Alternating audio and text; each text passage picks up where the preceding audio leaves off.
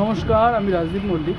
আপনারা অনেকেই অন্নপূর্ণা ভাণ্ডারের টাকা পেয়েছেন গতকাল, আবার অনেকে পাননি।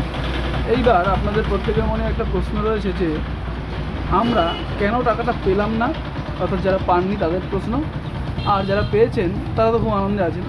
কিন্তু এবার প্রশ্ন, কেন টাকাটা পেলেন না?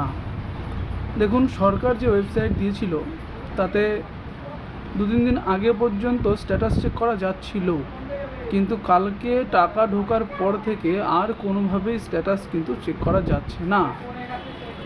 যে কোনো পোর্টালে গেলেই সেই একই সিটিজেন আর ফ্যামিলি লগ ইনের অপশান আসছে, ফ্যামিলি লেভেল ডাটা কালেকশনের।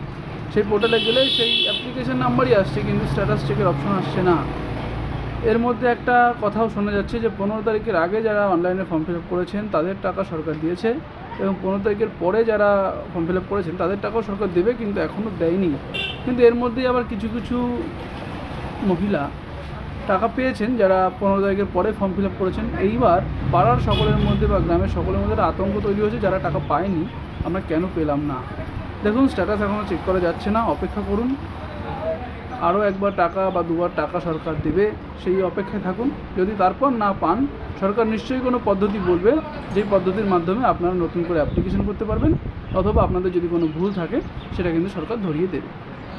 তাই এখনই চিন্তিত হবেন না। টাকা যারা পাননি তারা যে পাবেন না তার কোনো মানে নেই, পাবেন, শুধু একটু অপেক্ষা করতে হবে, ধৈর্য ধরতে হবে। এখনই এত ভেঙে পড়বেন না।